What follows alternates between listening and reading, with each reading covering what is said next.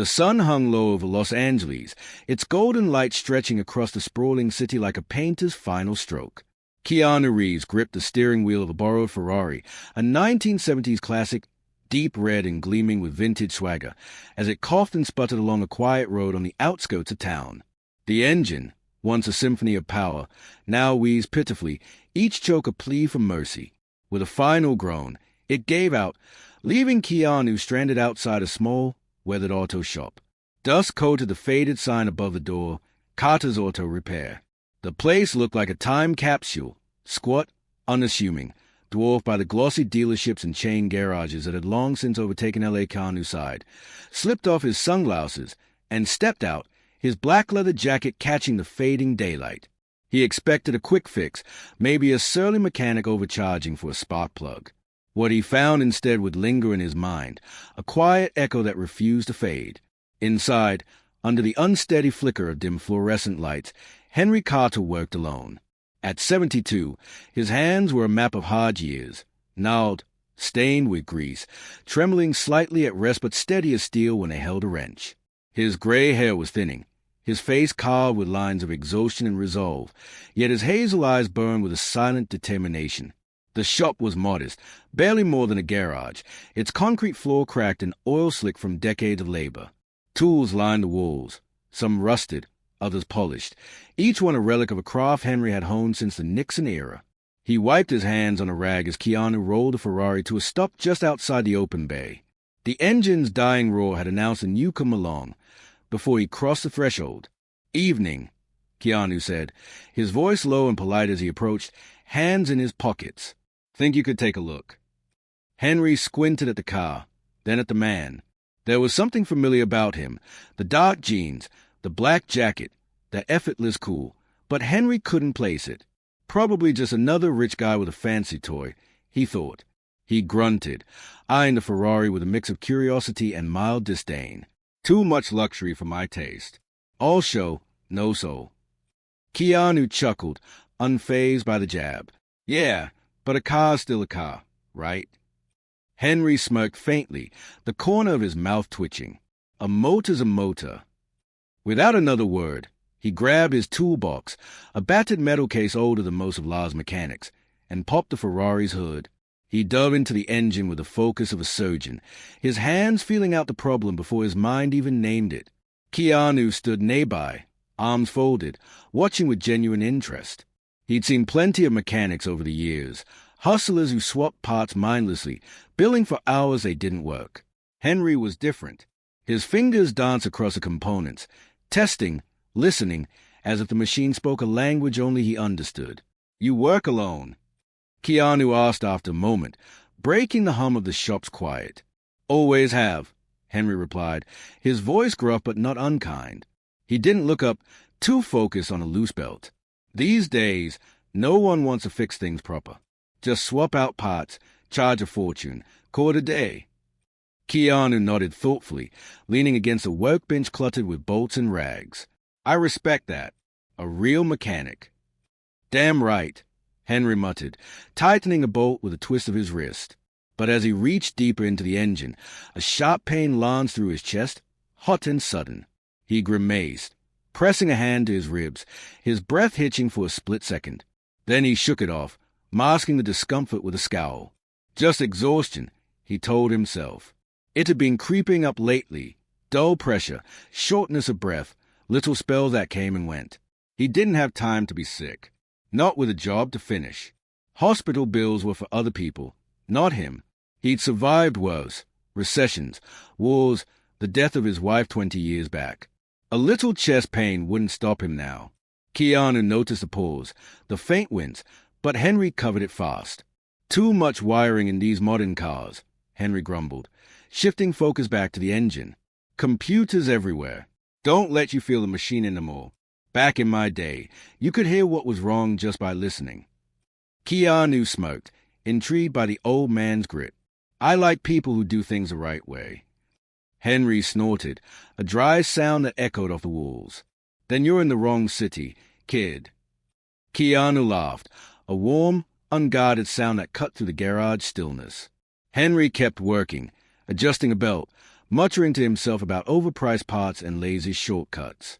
The pain flared again, hotter this time, spreading across his ribs like wildfire. He clenched his jaw, forcing his hands to stay steady. He'd fixed thousands of cars in his life, Fords, Chevys, even a few oddball imports.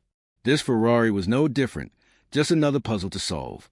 After 20 minutes of quiet labor, Henry stepped back, wiping sweat from his forehead with the back of his sleeve. "All right, try it now." Keanu slid into the driver's seat, the leather creaking under him, and turned the key. The Ferrari roared to life, its engine purring with a smooth, perfect growl. Henry crossed his arms, a flicker of satisfaction in his tired eyes. "There she is." Keanu stepped out, running a hand over the steering wheel. "Beautiful." He reached for his wallet, pulling out a few crisp bills. "How much do I owe you?" Henry waved him off with a rough gesture. "Nothing. Seeing a car run right's enough for me." Keanu paused, brow furrowing. "You sure?" "I don't charge for easy jobs," Henry said firmly, his tone leaving no room for argument. "Just come back if she gives you trouble again." Keanu studied him for a long moment, the stubborn set of his jaw, the pride in his slumped shoulders. Then he smiled, a quiet, respectful curve of his lips. "I will, and I'll bring you a coffee next time." Henry chuckled dryly, the sound rasping in his throat. "Just don't bring that fancy Starbucks crap. Black, no nonsense. That's all I need." "Deal." Keanu gave a nod through the rolled-down window as he climbed back in. "See you soon, Mr. Carter." Henry grunted, watching the Ferrari pull away, its taillights fading into the twilight.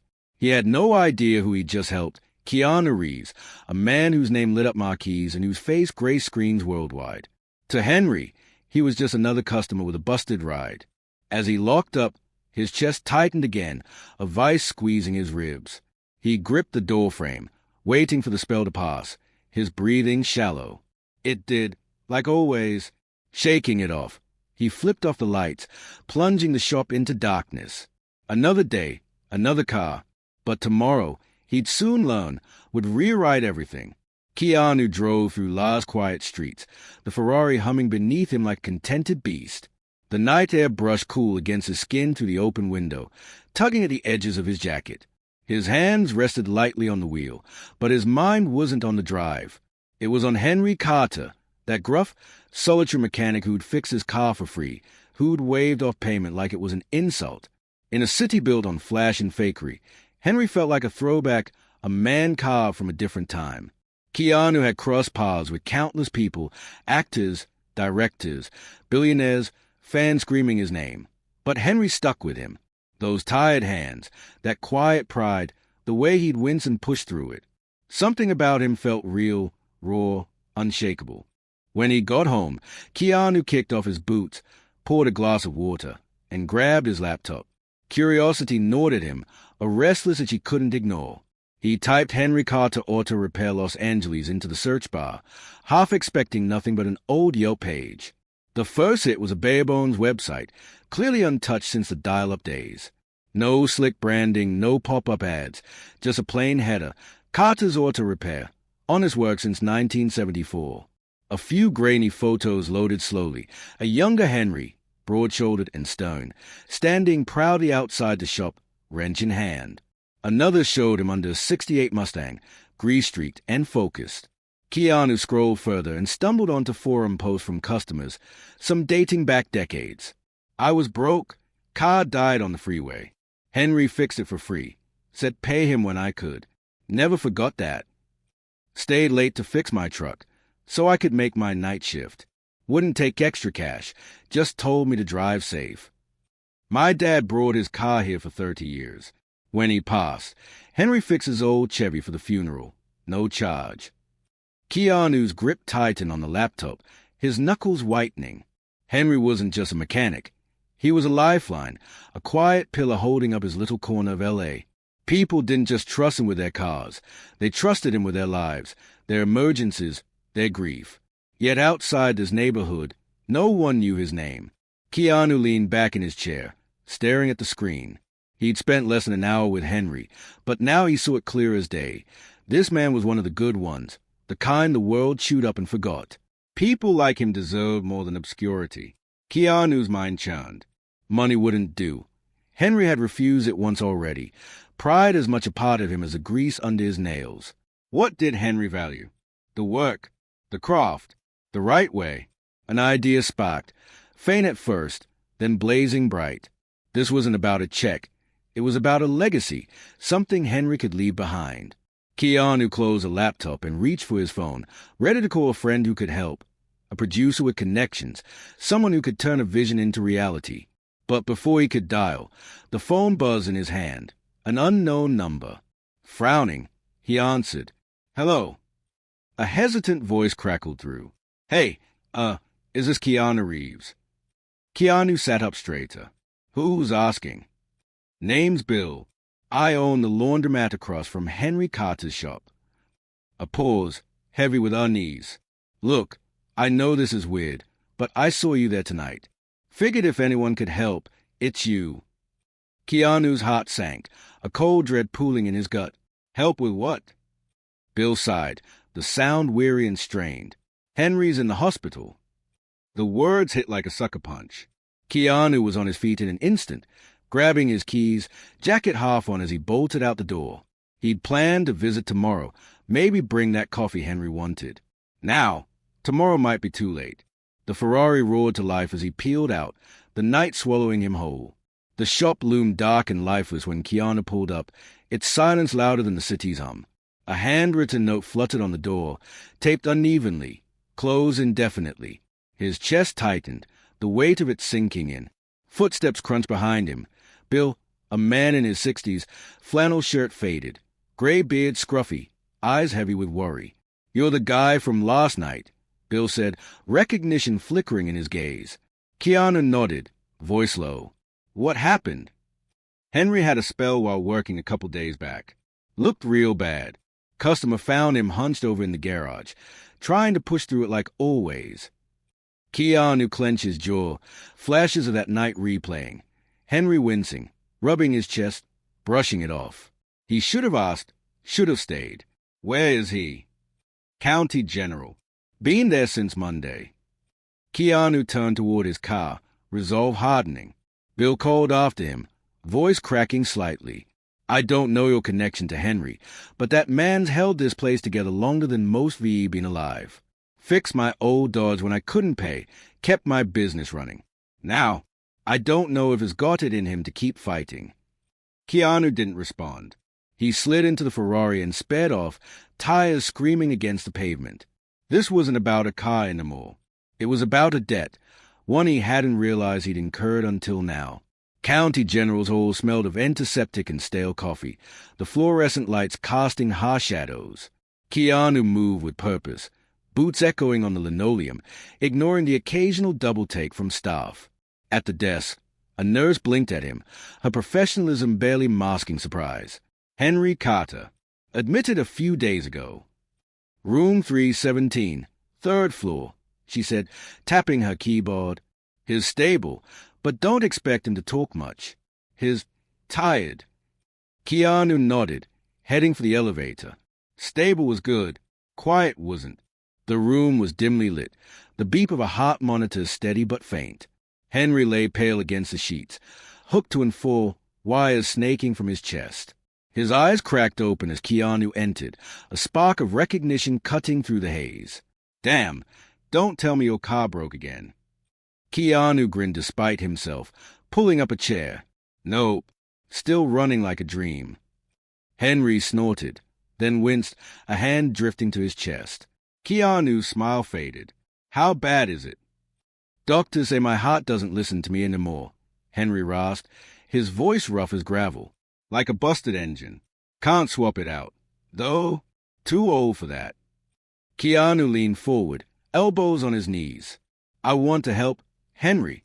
Pay your bills, get you the best care." Henry's eyes hardened, a flash of that old stubbornness. "I know who you are, kid. Rich, famous.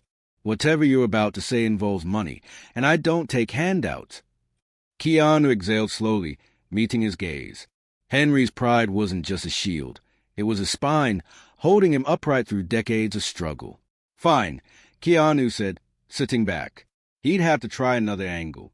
You built something. Henry, you just gonna let it die? Henry frowned, confusion creasing his brow. What are you talking about? Your shop, your work, the people you've helped. What happens when you're gone? Guess it closes, Henry said, shrugging weakly, the motion draining him. Does that sit right with you? Henry fell silent, his gaze drifting to the ceiling. The weight of it sank in, the shop, his life's work, reduced to a locked door and a faded sign. Keanu pressed on, voice steady. I have an idea. Hear me out.